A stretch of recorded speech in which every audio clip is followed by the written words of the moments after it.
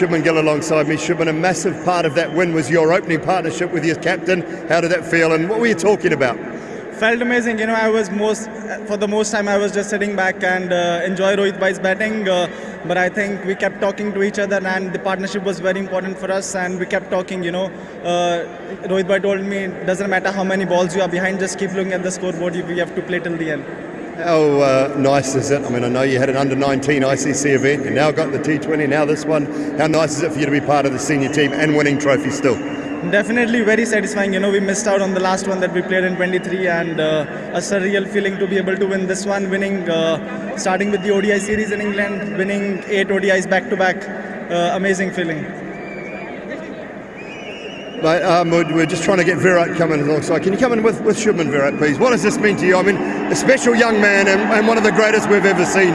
You two in the same change room. How does it feel for you to watch him? And what are you learning off this man?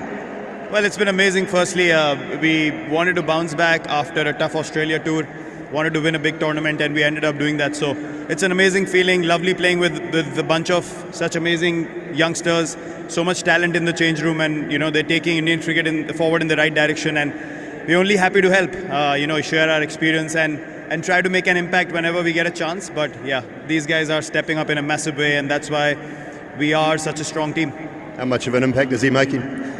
You know, watching him on the TV when I was a kid and then playing against him and seeing the intensity at which he plays at is just phenomenal to watch. And I think it tells us what the game is all about, giving us everything, and that's the only thing that he talks about even off the field as well. You know, give your everything when you're playing on the field. And for him to be able to back his words like that is just phenomenal. Is this the sort of thing that still drives you, Virat? These tournaments, these wins, being in and around this changing room? Yeah, for sure. I mean, these are the things after playing for so long, such a long career. You look forward to situations where you're put under pressure and you walk in and you put your hand up.